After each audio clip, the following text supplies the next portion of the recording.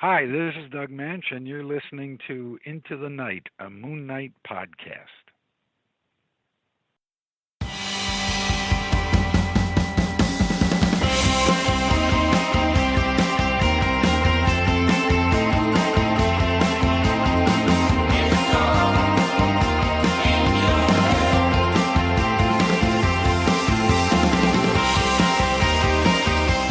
Yes, welcome back, Looney listeners. You are listening to Into the Night, the Moon Knight podcast. This is episode 197, and you are with your High Priest of KHONSHU, Ray. Hello, everyone. How are you? And tonight we are doing our idle chat to kick off the week, and one word with exclamation mark: Tigra. Yes, we'll get into that a bit more. But joining me before I go anywhere else with this episode, joining me is Valley Patroni. He's been a guest co-host before. He's an ITK scribe and all-round nice guy. Justin the Owl Osgood. Justin, welcome back to the show. Thank you very much, Ray, for having me, and thank you always, loonies, for listening. Oh, Justin, I think, fingers crossed, Future Ray will have inserted a little soundbite for you by now. It's established you are the Owl Osgood, so so everyone gets. Oh, I look forward to that. Everyone gets brandished with the soundbite. So hopefully that's in there. Anyway, before we do anything else as well, a big thank you to the likes of Justin, our gracious patroni. So those co-producers and executive producers listed out in our episodes, a huge thank you to everyone there. You really do help prop up the show and give that ability to actually, I don't know, take it a step further with your contribution. So a huge thank you. A big thank you to Daniel, Justin the Owl, Derek, Wayne, Jordan, Josh, James, Russell, and Anthony. Thank you so much for all your contributions, and thanks for listening to the show, as well as all you loonies out there as well. A big shout out to our sponsors, Fringe Knight by Daniel Doing, an original indie comic based on Erie, Pennsylvania's very own mysterious superhero. A big shout out to Hello Headphones, empowering gamers to play at their best, and of course Dreamland Comics from Illinois, the superhero superstore. Well, Justin, you're here in the booth. We're here to talk about Tigra. Before, how are things, by the way? Things travelling well? Not too bad. Yeah, it's been a bit of a whirlwind the last couple of months, but things are starting to calm down a little bit, and spring is here now, which is always nice. Yeah, weather firming up. Weather. Yeah, it's been a little cold where I am. I'm in New England, so it's pretty much always cold here, except for 2 months out of the year. But it's getting a bit more temperate now, and the birds are coming out, so it's been good. Yeah. Oh, welcome return, and I know we've been kind of like chatting online, on and off as well. I know that you've been very busy and had a lot of stuff, but it's great to have you back here, Justin. Well, thank you. It's great to be back. Thank you. Yeah, and look. As mentioned, we are going to talk about Tigra.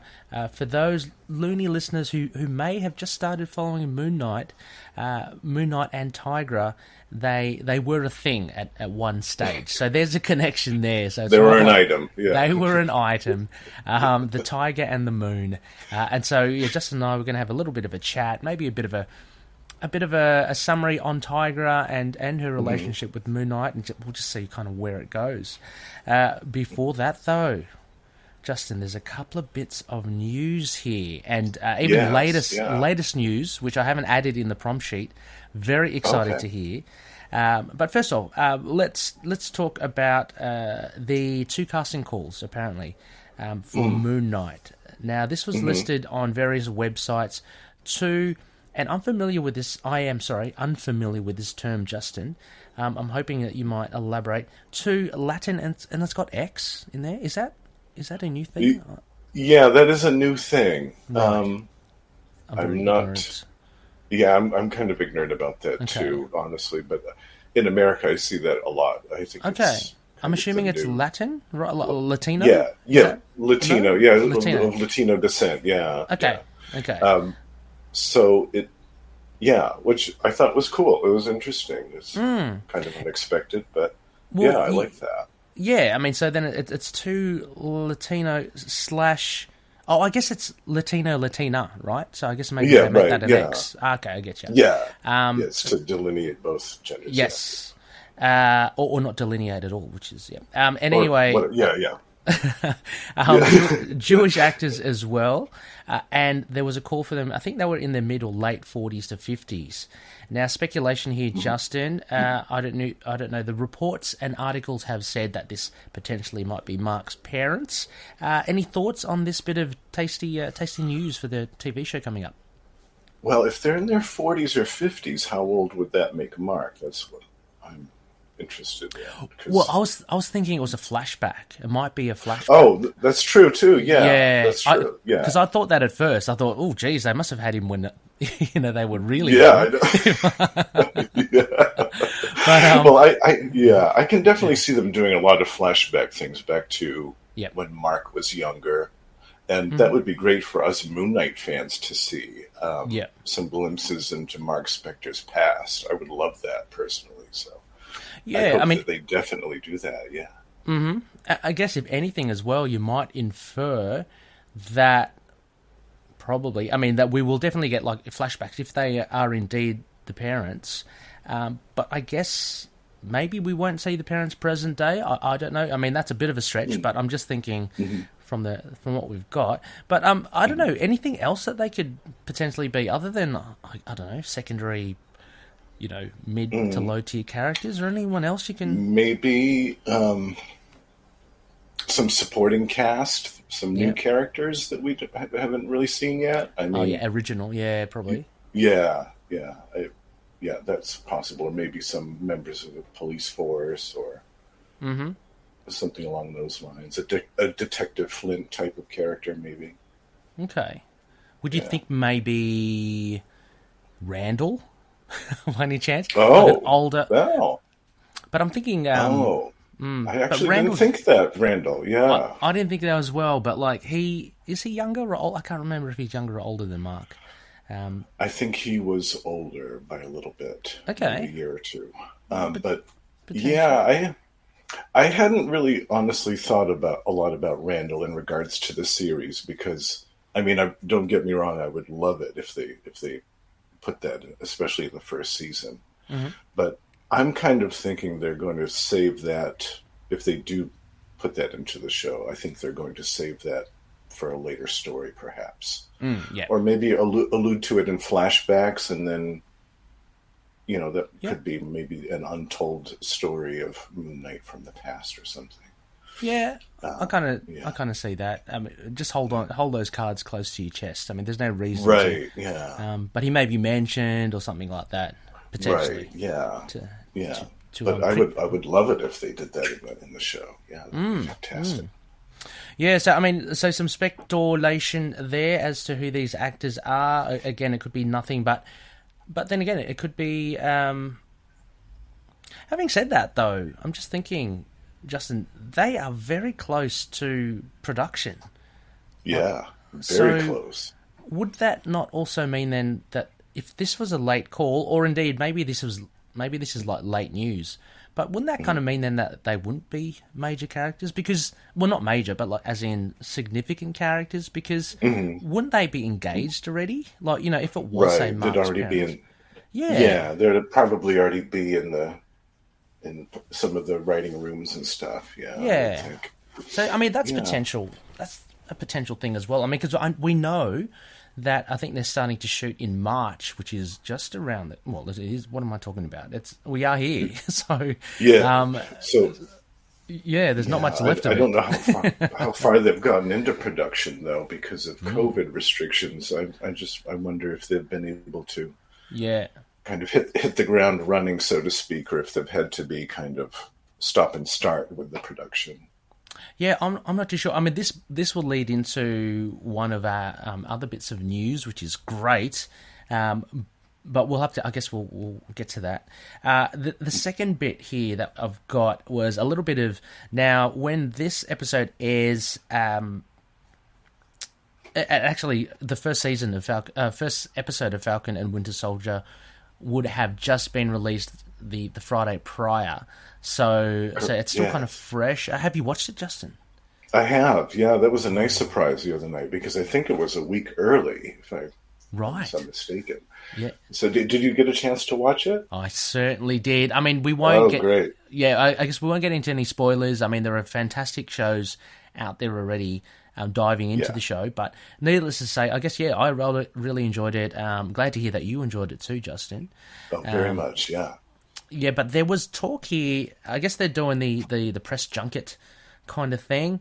And Sebastian Stan, a.k.a. Bucky Barnes, and Anthony Mackie, a.k.a. Sam Wilson, they were, talking to the press.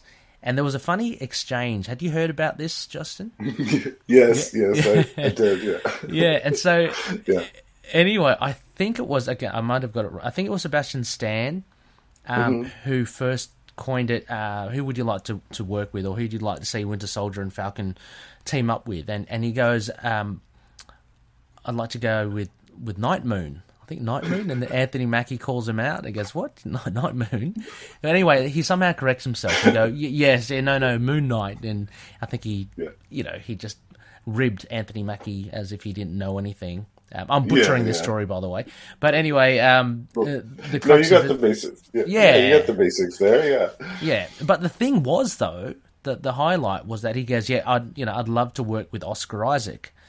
So this is the most unkept secret ever in Disney Plus MCU. Well, so it seems that Oscar Isaac is Moon Knight. He hasn't been announced yet. They're in production in March, apparently, but he hasn't been announced. But what are your thoughts on this? Would you like to see Moon Knight with Winter Soldier and Falcon?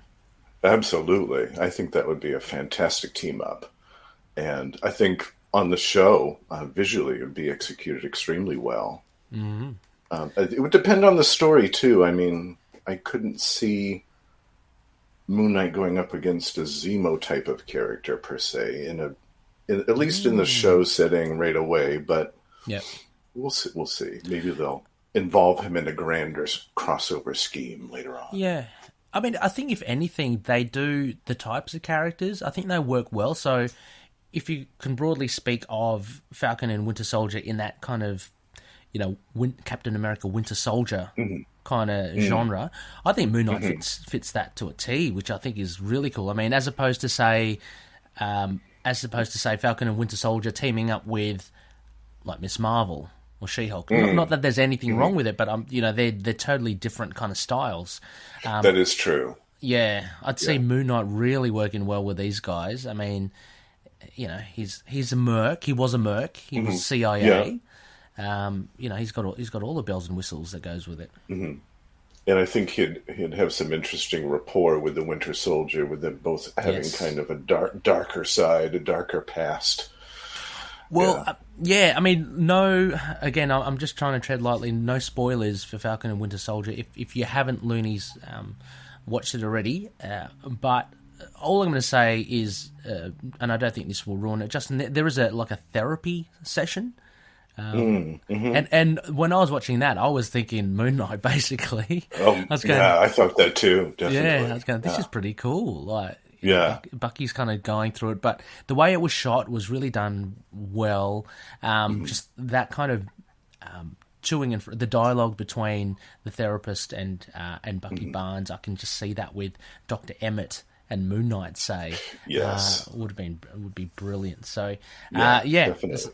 So well suited. Now, the third bit of news, which I haven't got in the prompt sheet here, Justin, but it was released. I got it this morning, which is, just over, say, 12 hours ago or something. Okay. So I can't do the maths with the time conversions over there for you. But it was released. There's a bit of a minute and a half footage released of Oscar Isaac going over his fight choreography. Have you seen this? Ooh, no kidding. No, I didn't. Oh, you haven't seen it? Oh. Really? Well, I am going to have to... I'll add it to the show notes for this episode. And I'll send you the link as well, Justin, after the show, of course. Yeah, please do. Yeah, that's fantastic. Oh, but it is awesome. I mean, seeing Oscar Isaac... I didn't actually recognise him at first because... and we'll kind of get to this. He's got, a full... beard, a big beard, and he's got long hair which is tied up in a man bun. And oh wow. Yeah, and so I was looking at, I was going, which one's Oscar Isaac? And this other guy's getting beaten the hell out of him. Like there's a guy getting the hell beaten out of him, and I thought, is that Oscar? But it doesn't look like him. It's like, oh, he's the guy with the long hair. So anyway, Oscar was like, yeah, he does this 1.5 fight routine, and he does some how shall I say, quite impressive like acrobatic stuff himself. So that's really encouraging. It's a shame you haven't seen it. I was going to ask your thoughts on it, but I think it definitely is getting everyone kind of excited for Moon Knight, even though you may not have been an Oscar Isaac fan. Yeah, you were on board with Oscar Isaac, yeah? Oh, absolutely, yeah. Okay. Out of the people that were kind of rumored to be playing him, he was definitely the best choice out of all of those people. And I had a chuckle the other day just thinking about do you remember from a year ago the Daniel Radcliffe rumors? I had a good chuckle about that the other day. I was like, I remember that. Yeah, Harry Potter's Moon Knight. Yeah. Shia. So Booth. Yeah. That one. Yeah, we won't talk about that. No. But Oscar Isaac. I mean, besides the fact that he's a talented actor, I think that he could really dive into this role and make it his own, and I think he's got the passion for roles in general that could really translate well for this and make this a huge success. Yes. Speaking of which as well, he does dive in the roles exactly as you say, Justin. What has given me even more like respect for him as well, the hashtag he put in that video, Justin, it was hashtag the one you see coming. Awesome. Oh, I love it. Yeah, how cool is that? So he's obviously read some material, right? Yeah. I'm sure that the Warren Ellis run is kind of essential reading for anybody kind of going into Moon Knight now. Yes. So yeah, that's great. Oh, I love that. Yeah. I was thinking, for sure the Ellis run, but also it's mentioned in the Charlie Houston run. I think in issue 1 or 2 or something at the bottom, where he goes, I wear it because they can see me coming. So. Oh no, that's right. Yes. That's right. Oh, but he says it, I think, in the Ellis run as well. So, it's just so cool to think that Oscar Isaac has been reading or has read the Houston and or the Ellis run. I think that's grand. And anyway, I guess for those that may have had reservations on, because people have had reservations on Oscar Isaac because of his stature compared to like Moon Knight, who is like a heavyweight boxer. He's like way over 6 foot, well over 200 pounds. But if you have a look at this fight sequence, I think it will assuage a lot of people in the sense that like he just looks so cool, like so deadly. Very nice. The only final thing I will point out as well, I was talking to someone else, we were discussing it, and the fact that Oscar Isaac has this like long hair and this beard, and that they're so close to production. Now, again, this could be a stretch, but I'm thinking perhaps there is a sequence of his origin shown, like, again, flashback, and maybe him being left in the desert. I don't know for how long, but that causes him to obviously have long hair and grow a beard. Potential. Anyway, so I'm thinking that's kind of exciting to see as well. That's very exciting. Yeah, that's great news.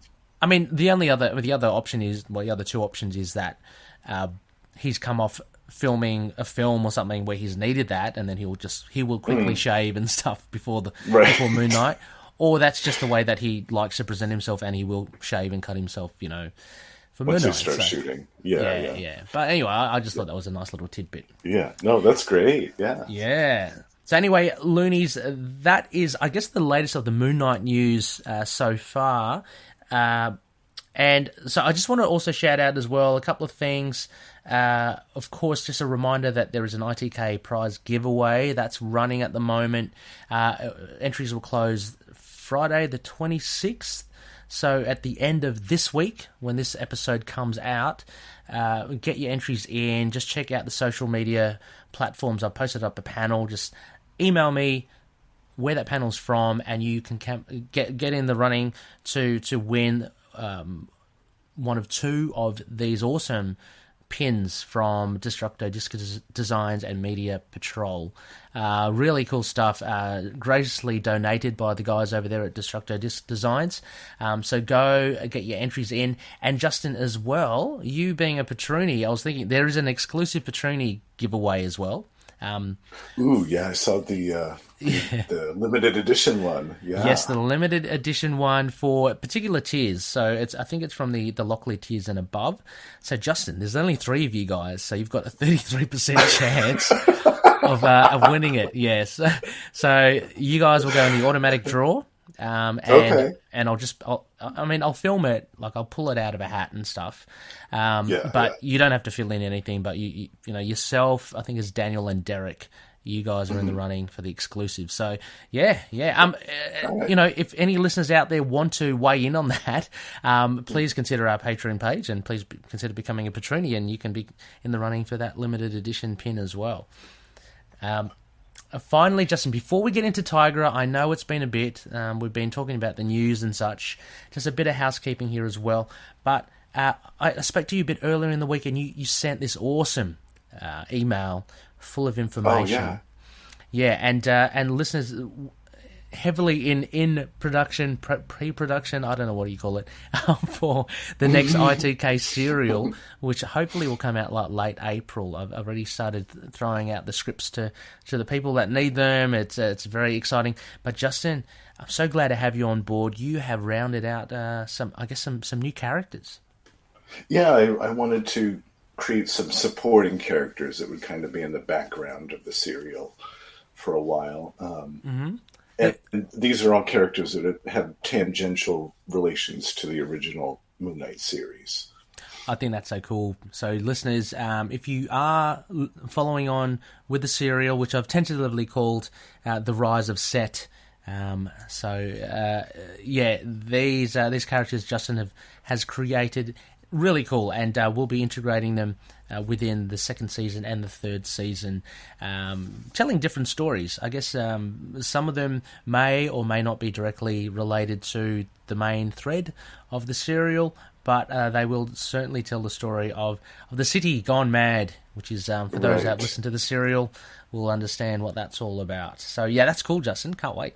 Yeah, well, thank you. Yeah. And one of the characters, too, is one that I've... If anybody remembers the story of the Moon Kings from the first Moon Knight run, there was a great panel in one particular scene when Mark's trying to make a call from Chicago to Marlene, and there's a couple of panels with an operator working a switchboard, and just in the first panel when she initially takes the call, she's fine. In the second panel, she's far from fine.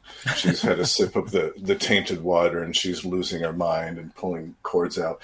And I have a very weird sense of humor, but for some reason, when I saw that panel, I just started laughing and laughing and laughing. And I thought, this woman, I've got to tell her story. What happened to her after this happened to her? That's awesome. So we can Thank you. Yeah, so she's become Glynis Carpenter, and she's moved to the city where all of this stuff is happening, and then she has to undergo a water poisoning again. I think that's awesome. She's going to escape her woes only to have the very same thing. But yeah, that's heaps of fun. Look, I'm going to actually throw it out there as well. I want you to the other loonies as well. If you are into fanfics or into writing and you want to join in and contribute to the serial, I am open. It's great. Let's see how we can work your ideas in. Let's see how we can work the likes of was it Glynis Carpenter into the story. It's a lot of fun. Again, the serial is all about just our ITK community. It's all about sharing our ideas and creating something all together. So yeah, very very cool indeed. Justin, she'll be sworn off water for the rest of her life, I'm sure. I know. Yes, she should have a water phobia, aquaphobia now. Aquaphobia. Yeah. Right. Well, let's dive into it then, Justin. Now, I'm going to keep this open. I don't know how you want to frame it, but we're talking Tigra. My Tigra, gosh. yes. and how she kind of has been a part of Moon Knight's life. Now, this was a subject, I guess, that you had proposed that we do, and I thought it was hilarious. I thought, let's just do it. But what has intrigued you about Tigra? Well, number one, I mean, I remembered her from, or my introduction to her actually was an old Spider-Man team-up that Chris Claremont and John Byrne did. And it was Tigra and Spider-Man versus Kraven the Hunter. Nice. And that was a great little story. And so after that, I was pretty much a Tigra fan. I thought she was great. And then I started collecting West Coast Avengers, of which she was a founding member, as you know, because you collected that one too, right? Yes, I did, yeah. Yeah. So she was in that team from the very beginning. And I got the first issue of that and read that so much that the cover fell off.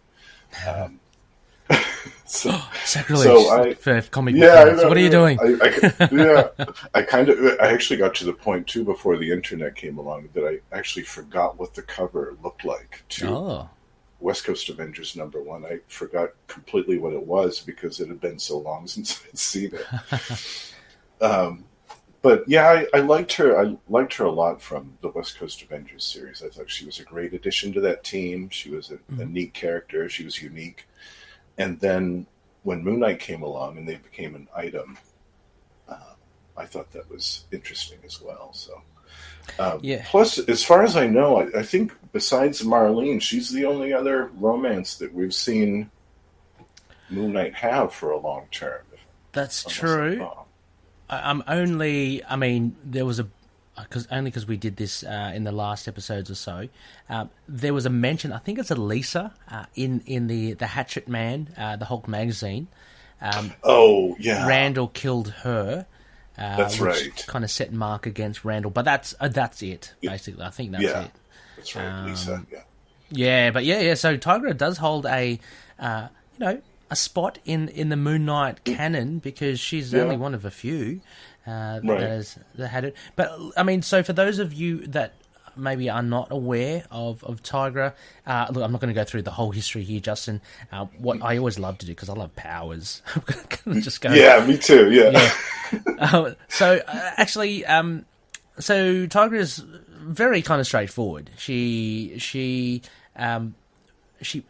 dons this amulet and she embodies this mystical, calling to be the hero of these like cat people. They originated in Europe. They kind of, I always think of it kind of like Red Dwarf, cat. They kind of evolved from cats,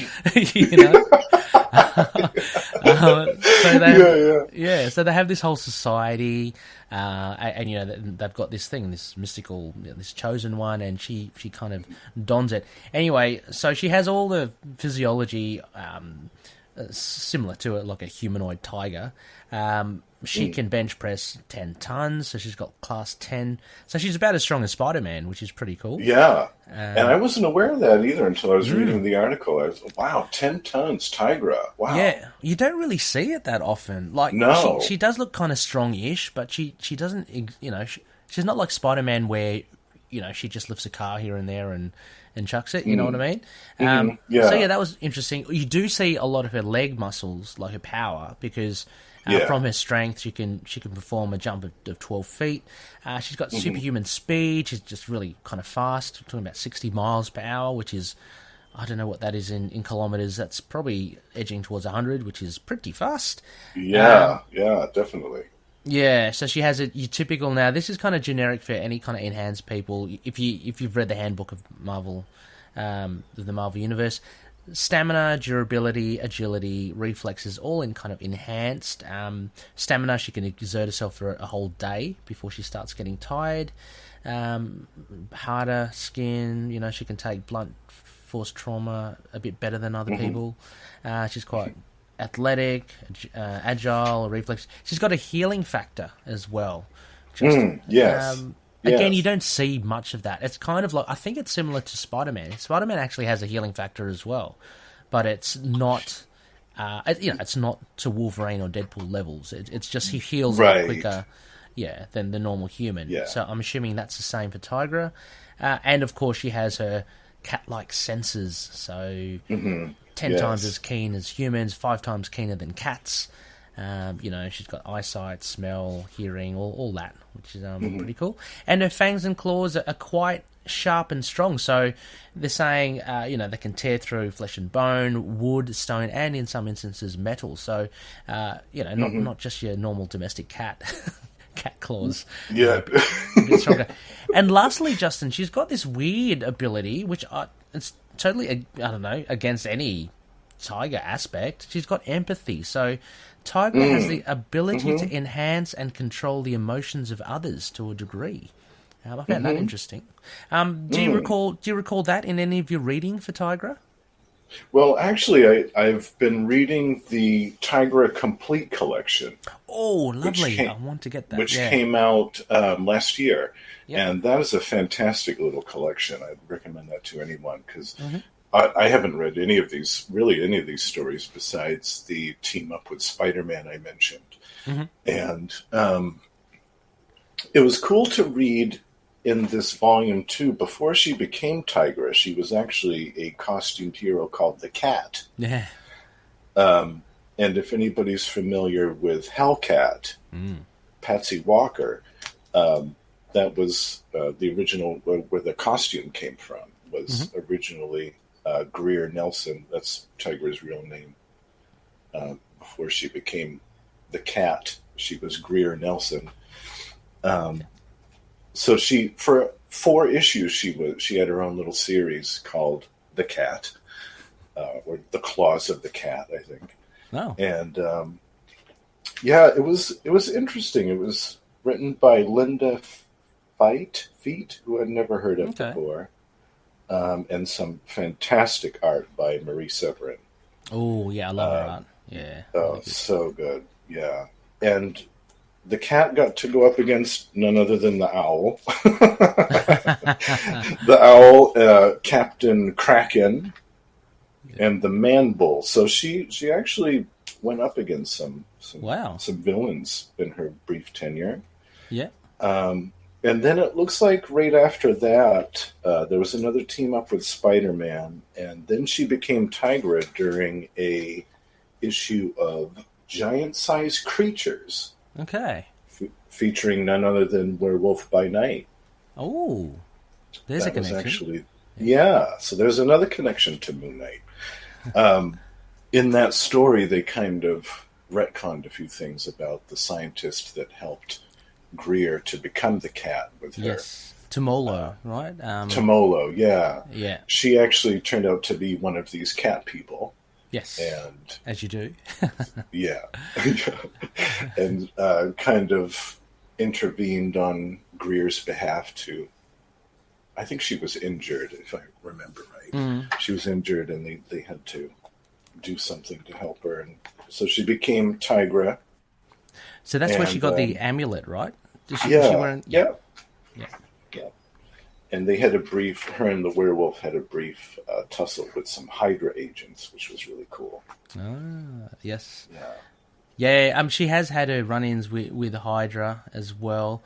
It is very interesting. I think later on as well, there is a team up with, this might be down the line, with Hellcat as well, Patsy Walker, and Hellstrom. Yes. There's something to do with... because the cat people end up being, I guess, acolytes of the devil, right? Which is not the best thing. That was a West Coast Avengers story. Yeah. So Hellcat comes in actually, and I think because along the way as well, I think Tigra loses her powers here and there. Like it's a common technique, I guess, used in with characters. So she lost her powers, but I think Hellcat actually gives her one of their costumes back, and so for a while she's a cat again. But then somehow that tiger soul gets reinstated into her, and she becomes Tigra again. And she's also been able to, I guess, like go between human and tiger-like form. Again, the amulet I think is what does it. But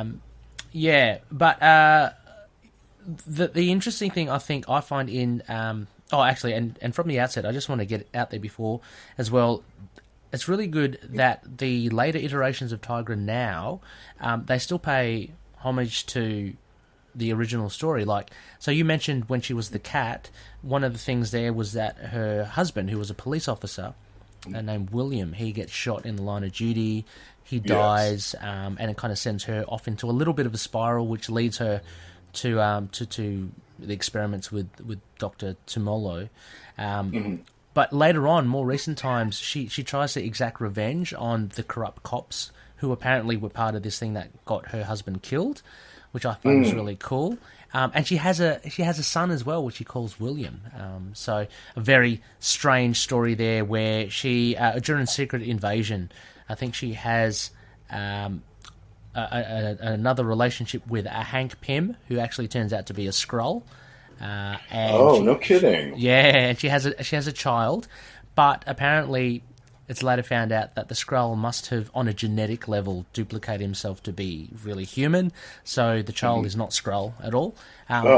But the real Hank Pym takes William under his wing as his son. So Tigra is a parent as well. Interesting. Okay, I didn't know that little she's got Secret Invasion stuff. Wow. Yeah, she's got such a colourful kind of history. I think it's really interesting. Her involvement in Civil War as well. So she was on the side of Iron Man, and she actually worked as a bit of a double agent. She infiltrated Cap's kind of thing and was feeding information back to Iron Man. So, wow. But you can understand how she was on the side of the Registration Act, because her close ties with law enforcement and her husband and stuff. Yeah. And she really wanted to. She's very, very much by the numbers, by the book. True. Yeah, that is true. But Justin, with Tigra in the West Coast Avengers, then I don't know, how would you best explain how she and Moon Knight kind of hook up? Well, I think she kind of made a conquest out of almost everybody on that team, except for Hawkeye. Yeah. I think when the first issue started, her and Wonder Man were an item. Mm-hmm. Yeah. And then at some point, her and Hank Pym got together for a while. Yeah, which she later reignites in that Secret Invasion, who she thinks is Hank Pym, but yeah. Yeah, so that's a little. I like how they connected that little tidbit to the past there. That's cool. Yeah, absolutely. I think it was after Hank Pym, though, that her and Moon Knight got together. Yeah. Yeah. Yeah, it's just neat. It's just neat, isn't it? Like, it's like this cat feline need. Yeah, I know. Yeah, it's like she's just not into monogamy, I guess. You know, which hey, I respect that. I have no problem with that. But I when I was first reading it, because I knew at the time about the endless comparisons to Batman, and I wondered if this was Steve Englehart's kind of tongue-in-cheek way of saying, well, we'll give Moon Knight his own Catwoman, so to speak. I wondered if that was kind of part of it. Well be. I liked Moon Knight and Tigra together. I thought they made a nice pair. You know, I mean, Marlene is always going to be the number one, I think, for Moon Knight, for Mark. Yes. But I think as far as runners-up goes, you can't really beat Tigra. She's great. She is. I mean, and she, I guess, her stint in the West Coast Avengers, for me as well, Justin, was quite interesting, because she was so conflicted. Talking about that kind of feline need for attention, which they've said in Wiki, they kind of put that down to her going after Wonder Man and Hank Pym and Moon Knight. But she was kind of struggling to, apparently, so she almost had like dual identities as well. And she was struggling over her human and tiger self. And that kind of made her really, I thought, an interesting character in the West Coast Avengers. Added to that, she was always like, I guess, insecure about her role in there, whether she was good enough. And I don't know, I just find that a really different take on a superhero. And so I really enjoyed her a development during the West Coast Avengers, because during that run we do see the Land Within and the Cat People. There's a bit of a series there about an explanation about that. We do see her ties with the Mystic and the Supernatural and Mephisto as well. So she has this thing where the Cat People have asked her to kill Master Pandemonium, anyway, that kind of reveals that the Cat People devil worshippers, so to speak. So she's a very, very interesting character, and the fact that she's quite forward, I think for the time as well, for a female character, to be quite forward towards her male counterparts, and really kind of sees the relationship. I think Moon Knight was really taken aback by Tigra's advances. I think so too. I think he definitely wasn't prepared for that. He wasn't used to that. I mean, Marlene is definitely an independent, strong woman, but true, she's a very different kind of caliber woman than Tigra, I would have to say, when it comes to the personality deep down. Yeah. So I'm sure that took him off guard a little bit. Yeah. And anyway, in the West Coast Avengers as well, so their relationship kind of flourished to the point where there was actually like a storyline as well. I think so. Tigra, Moon Knight, and I think it's Mockingbird as well. They I can't remember what they do exactly, but they split off to form their own group. There was a rift in the West Coast Avengers. Yeah. Yeah. Oh, that's right, and they joined Bill Foster, Giant Man, and they have adventures with the High Evolutionary, and then Night Shift, who one of my favourites, Mark Gruenwald. Oh, yeah. Yes. So, there's a lot of, so there's some meaty appearances there between Tigra and Moon Knight. And I really liked that story, too, where Tigra took the side of Mockingbird during that whole rift in the West Coast Avengers. For listeners who might not know, there was a great story in that time where basically Mockingbird was drugged and raped by a villain called the Phantom Rider. Yeah. And during a climactic struggle, she basically let him fall to his death. And when Hawkeye found out about this, he was furious at her for letting the Phantom Rider die, saying that that's not what Avengers do, blah, blah, blah. Yeah. And she said, well, what about me? What about, what he did to me and all this stuff? And I was on Mockingbird's side during that fight. I thought that Hawkeye was an idiot. Oh, yeah, absolutely. And so I was definitely on her side. And I loved the fact that Tigra and Moon Knight, my other two favorite members of the team, joined her and were sticking up for her and had their own completely justified reasons for sticking up for her and joining her. Oh, absolutely. So I mean, I love that story, and I love the fact that for a while we had two teams of West Coast Avengers traveling around and doing stuff independently from each other. I thought that was really cool. Oh, it was just a great era. I think West Coast Avengers back then, Steve Englehart.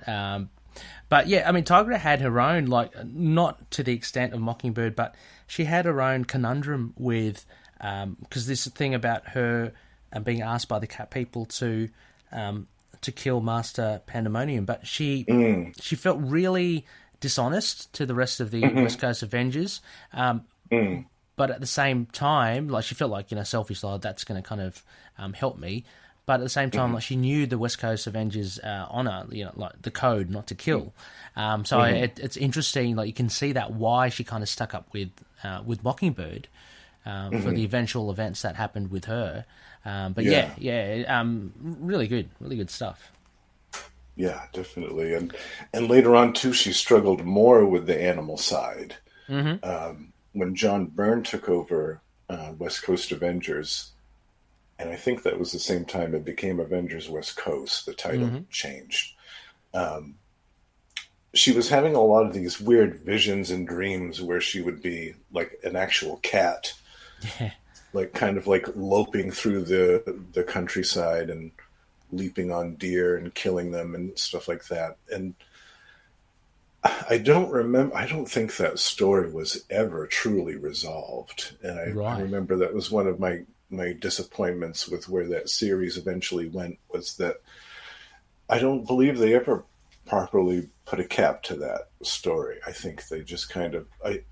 at one point, Tigra wound up in Australia and was that's right, hanging out down there, and I think that's just where they left her for a while. And I thought that was kind of weird that they never kind of resolved that story. And I thought, well, in Australia, what a perfect place for her to resolve that story. You know, she can. Yeah. Oh no, for sure. It's just one of those characters, I guess, that, I mean, she featured heavily in the West Coast Avengers, but I guess they didn't really know what else to do with her. She didn't have a solo title where they could develop the character, so unfortunately she was kind of left in limbo, so to speak, which is a real shame. Hopefully we'll see more of her. She was almost got that animated series. With Dazzler, I think, and all. Yeah, but that fell through. But she's really interesting character. I'm really wishing that she does kind of come back. Other little thing, if I'm to name drop as well, timely as well. Agatha Harkness, we've seen from WandaVision. She bumps into Tigra as well. And there's this whole thing about her reinstating her cat soul. And there's something about the leader of the cat people actually wanting to mate with her to become the rightful heir. So there's this whole thing. So she kind of goes through a lot. And then after that, as you mentioned, that was her trip to Australia against the Pacific overlords, apparently. So plenty of stuff there. Certainly an interesting character. But I don't know, any other perhaps final thoughts on Tigra and Moon Knight? Well, I would love to see a future story with them together, actually. I'd love to see, even if it's just for one story, them to bump into each other and be like, hey, how's it going? Well, actually, as you say that... A lovers reunited thing or something, yeah. I'm just going to quickly flick down to, where she is currently. Last I saw her was in the Kelly Thompson run, the West Coast Avengers with Kate Bishop. But I don't know here actually. So she appeared in Gwenpool Strikes Back, and in it must be Nadia Van Dyne's Wasp, I think. But see those. I mean, as cool as those titles are, they kind of played. I think they played. Well, Gwenpool Strikes Back definitely played for laughs, because she's in this storyline, Dying Wish charity event, and actually she goes up against T'Challa. But Gwenpool is a bit weird anyway, so I haven't read much of it, but I know that it's not really. It's kind of like, I'm assuming it's kind of like Squirrel Girl in the way that there are fun adventures, but it's kind of off to the side a bit. Right. So I just wonder where she is currently and how they can tie that in with Moon Knight. The last that we've seen of Mark Spector, he that was in the Bemis run. Oh no, sorry, that was in Age of KHONSHU. So I don't know. It's hard to say how they could reunite possibly. Well, you're going to have to get them both in the Avengers somehow. Maybe that's how. Maybe that's how. Yeah. Both in the West Coast, or have a story with the werewolf where they've both encountered the werewolf a couple of times. Oh, very nice. Yeah, maybe, because there has been a Werewolf by Night series that just come out as well. Yeah. Interesting. Well, I mean, there's plenty to read up on. As mentioned, Looney listeners, we can't dive deep into the lore of Tigra, but she's certainly worth checking out. I think, Justin, one of the recommendations would be that complete collection that you mentioned, Tigra. Really good. Absolutely, yeah. Like I said, it has the first 4 issues of the Cavs, so you get to see really where she started. Yeah, and it has really all of her appearances in the 70s as well. And actually a new story from recent years that has some great art by Mike Deodato. Oh, nice. Who is from who did some Moon Knight stuff too. Fantastic. Cool. Yeah, so I would definitely recommend that for sure. That's a great collection. And to anyone who wants to learn more about Tigra. Yeah, I believe it's available in digital format as well as hard copy form. But definitely go check it out. I'll put it in the show notes for sure. It's a certainty. Other than that, I'd recommend the West Coast Avengers. Just run. Actually, if you are one to collect maybe the Epic collections, she's featured in. They've released the first 4 volumes, so they're going chronologically for the West Coast. So Tigra features heavily. I think in Volume 1 they go into the Land Within and the Cat People, so you get to see a bit of that, which is cool. But yeah, so all of those Epic collections she's in as well. Very well, highly regarded as well. Justin, I think we might just take a quick short break, and when we come back, we do have some feedback from you, the loonies, about Tigra. So great. It'll be fun to go through. But are you up for a quick short break? Sure. All right, loonies, we'll be back in a tick. We'll catch you after these messages.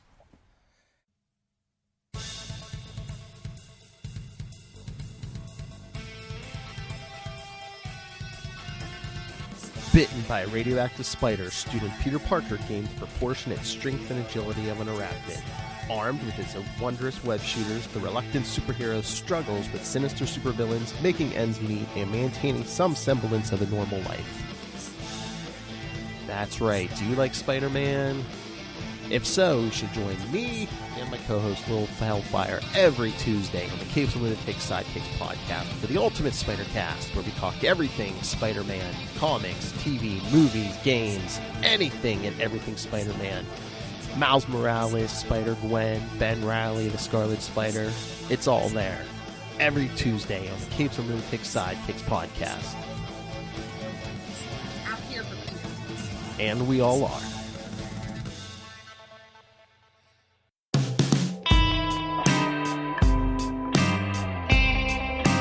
Yes, welcome back, Looney listeners. You are listening to Into the Night, the Moon Knight podcast. This is episode 197. I am joined with Justin the Owl Osgood. Justin, welcome back after that short break. Thank you. And to wrap up this show, Loonies, we just have some feedback that you have sent in just about Tigra. So, and plus we've got a couple of others as well for some older episodes. So why don't we start with the Tigra ones, Justin? How about we alternate first? Sure. Yeah. Look, I'll kick us off with the first one because it's weird. Sure. This is from our Facebook group, Daniel Huliung, and he mentioned this. I sent up something about Tigra. Send us your thoughts, and Danny's responded, "Don't forget Hawkeye's wife." So thank you, Danny. I'm assuming you're talking about Mockingbird. I don't believe Moon Knight has had a thing with Mockingbird, Justin. I don't think he did either. No. No, I don't think Tigra has anything to do with Mockingbird. No. Yeah, but anyway, Danny, let's keep that cryptic, enigmatic message just as it is. That will just keep us scratching our heads. Thank you so much anyway for dropping that in. You got a couple there, Justin? The next one is from Jack Russell. He says, "I don't know a lot about Tigra, but I like her as another flame of Moon Knight besides Marlene. My favorite moment involving Tigra is when KHONSHU used her visage to mess with Mooney," which he's referring to. Was it Benson or Houston that wrote that one? I think it was Benson run. Yeah, Benson, spot on. Where Mark Tixier was doing the artwork, and basically Moon Knight looks over, and suddenly there's Tigra there with no face, and he said, "You used to like this form, remember?" Oh, it's so freaky. I know. It's like KHONSHU, but KHONSHU in a bikini with no face. It's really, really weird. It was so great, though. Yeah, and I think that's the only other time, right? We've seen Moon Knight and Tigra. I think so. Yeah. In that weird way. Yeah. But no, great pickup there, Russell, for sure, and great pickup, Justin. Far out, just off the bat. Oh, thank you. Next one from our Facebook page as well is Billy Brooks, and he says, I like Tigra, but I was scared when a random follower on Instagram sent me an erotic image of those two. Well, there you go, Billy. My. Wow. Yikes. Well, anything goes on the a internet. Random follower on an Instagram. Well, yikes. Yeah. Anyway, you know where the email is, Billy. Just send it across. No, I'm joking.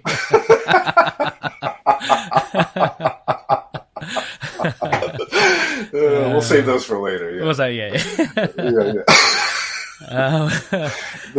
The next one is from Blake Buxton, who writes, Tigra is still an unknown entity, eh? Is she a mutant, an inhuman? A botched experiment? Could put in some good issues searching out her history origin. Yeah, thanks, Blake. I heard about this, Justin, but I think Blake, hopefully we've explained, at least given a roundabout explanation of her powers. So, Justin, it's mainly mystical, I guess you'd call it. Yeah, definitely mystical. Yeah, although in the beginning there was some science involved. Yes. When Dr. Tremolo did her experiments with Greer. Yes. But after that, it was all magic-based. Yeah. So, and we move now to Twitter. Actually, this is a short one. Justin, so I got in contact with, there's a great Tigra-centric account on Twitter, World of Tigra. Really cool. Yeah. So I sent the idle chat discussion thread to him or her, and I said, you've got to... Nice. Yeah, I said you got to comment. It'd be great to hear what you think of Moon Knight and Tigra and their relationship. And so he or she has responded. It's my fave canon ship for her, so that's good. Very nice. Yeah, Great. I mean, considering the lines of men that Tigra has, you'd assume has had. She's quite busy in the West Coast Adventures, so that's pretty cool. Yeah, I like that. And then Instagram, we have Ben Bob Jam, who writes, it'd be silly to bring Tigra in, what with Cheetah already in the DCEU. Interesting. A Cheetah comparison. Yeah. Which is interesting. Yeah. Did you see that movie, Ray? I haven't. 1984. I haven't either. So you haven't? Yeah. I still want to see it, but I've. Yeah. Sorry, Justin? I missed that in the theater. It was in the theater for a while, and I was hemming and hawing about going to see it with the coronavirus stuff going on still over here. But I missed that one. But I wanted to see it because I also love the villain, the Cheetah. I think she's great. So. Yeah, me too. I mean, I don't know too much about her, but I know a little bit of her in the Wonder Woman comics that I have read, and she seems pretty cool. But I don't know. I don't think. Look, if they were to bring Tigra in, I don't know. Maybe it's just me. I wouldn't have seen the comparison between Cheetah, because it's not like, say, she's being brought in with a female protagonist. You know, it's not like a direct duplication of what Wonder Woman and Cheetah, and then you have some Marvel character and Tigra, and Tigra's good as well. So yeah. But anyway, no, thank you, Ben Bob J. Very good. Also from Instagram, I do believe this is Daniel Doing, one of our patrons as well. Green Lantern Guy 2814. I might be wrong. Tigra as a character is very cool. She plays it differently than just being a Cheetah ripoff. Oh, there we go again. But I think everyone knew she was basically a rebound hookup after Mark and Marlene broke up. Kind of sucks because they did have some unique chemistry, but in the end we knew it was doomed to fall apart. Yeah, true. It is true, yeah. But usually those doomed relationships are the most intriguing, are they not? And they leave the most lasting memories sometimes. Exactly. No, but thank you for that. That was true. I think they've got great chemistry as well. It's just weird. I mean, it's who would have thought like a tiger woman and a guy that worships the moon just works. Oh, I know. Yeah. I know. It's so random, but it works. Yeah. And then we have one more from Serendipity6482, who writes, "Oh, you absolutely need to consult World of Tigra on Twitter." Yes. So another shout out for World of Tigra. Yeah, for sure. And Serendipity, I do believe, is my co-host Seren from To Know Her Is to Fear Her, the Spider-Woman very podcast. Nice. Yeah. Cool. So I know that Seren, I guess she has a lot of interest in Tigra as well, because there is I dare say, an affiliation between Jessica Drew and Tigra. They have kind of, cross paths, and they're both their hatred for Hydra, that sort of stuff. So, high evolutionary, even you can even tie it to that. So that's true. That's true. Yeah. I love that. I'd love to see more stories with those two together, Tigra and Spider-Woman. Absolutely, I would love to see that. Yes, I'd love to see just a Tigra title. Seriously, I reckon that would be. Yeah, she's quite intriguing. Yeah. Anyway, but a huge thank you to Loonies there. Thanks for dropping in those thoughts for Tigra. That was really fun. It was really fun to go through with you, Justin. Thank you. Yeah. And just a couple of bits of feedback left. Now, this was for our episode 195, not that long ago, last week, which was all to do with the Kavanagh legacy, Terry Kavanagh. And again, this is from CMK7, beep boop, beep boop, boop, Chris. Hi, Chris. And Chris writes, an interesting episode. Tim was a great guest, and I love to hear his take on this 90s run, especially based off his credentials. The Mark Spector Moon Knight Kavanagh run has so many wild and strange happenings in there. I wasn't a big fan of the art style that was popular in the 90s, so I fell out of collecting during this period. The bar was set so high in the 80s. As a result, the Kavanagh run is a bit of a blind spot for me, so I appreciate the coverage. I am also waiting for the collection of the Mark Spector Moon Knight to purchase. Yes, aren't we all, Chris? My gosh, they have to release it. Yeah. Yeah. But but the Terry Kavanagh, Justin, that run, are you probably something that you're a bit less familiar with, right? Or no, I bought years ago. I bought a whole slew of those back issues. Okay. I was missing a whole chunk of that run, and I bought a whole bunch of them all at once, and I really enjoyed them. I really did. Towards the end, not so much. Towards the end of the series, I wasn't as big of a fan, but there were things that I definitely liked about that run a lot. Yeah. Oh yeah, me too as well. I think because there's a lot of it. It's from issue 35 to 60, so there's a good 25 of them. I reckon 35 up to about maybe 55, 56 is good. It's really that handful at the end that I find just really hard to digest. Yeah, me too. Yeah, and I also love the artwork of James Fry, who was he's good, isn't right he? around issue 50. I think he did 6 or 7 issues in a row. I loved his rendition of Moon Knight. So very different. That was also a highlight for me. That particular block of issues there. Yeah. Absolutely. Well, thank you so much, Chris, for those kind words. And yeah, hopefully this episode will intrigue you with more Greer Nelson. Yeah. And finally, just a quick one here. Michael Mcdonald from YouTube again. Love the podcast. Keep up the great work. Moon Knight forever. Thank you, Michael. Awesome. These comments are just, they always kind of warm my heart. It's really cool, especially from someone not heard from, but obviously has been listening. So that's really cool. So big thank you. Yeah. Well, anyway, I think that about wraps us up for this episode. Justin, thank you so much for joining me. Now, I know it's a bit of an ask, but later on in the week, do you think you'd be able to tee up some time? Maybe we can come back and chat about a comic book issue? Oh, absolutely. Excellent. Well, hopefully we can make it work, and hopefully to catch you on later in the week. Next phase, Loonies, it will be a waxing gibbous. So we're looking at the other side of the moon, and our segment, titled as such, is all to do with Moon Knight in a comic book that is not his own. And he pops his head in to say hello. So we'll be looking at West Coast Avengers Annual, Volume 1, Issue 2. Death and Texas. That should be great. It's a great title. I love that title. Yeah, yeah. But I can't wait to get into this one, Justin. But it's a doozy, the one that you picked. Oh, thank you. Yeah. We'll have fun with that. Yeah. All right. Well, Loonies, thank you so much for listening. And Justin, I'll catch you on later in the week. All right. We'll catch you then.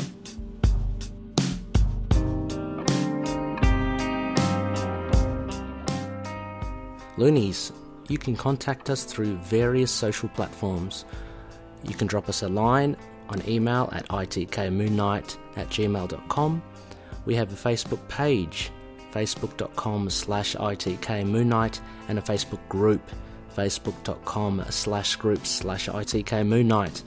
We are on Twitter. Our handle is at itkmoonknight, and we're on Instagram, Tumblr, YouTube. Just search for Into the Night, a Moon Knight podcast.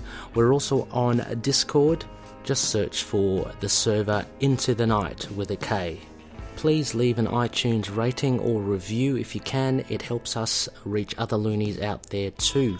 Also, if you have any feedback, we also look to improve ourselves and the show. Finally, we're on all good podcast catchers: Apple Podcast, Google Play, Stitcher, Spotify, iHeartRadio, also on Podcoin. Please check us out and share episodes with your friends. Moon Knight and affiliated characters, stories and events are properties of Marvel Characters Incorporated. Materials used and discussed within the podcast are intended for critique and review purposes only under the fair dealing concept of the current Copyright Act.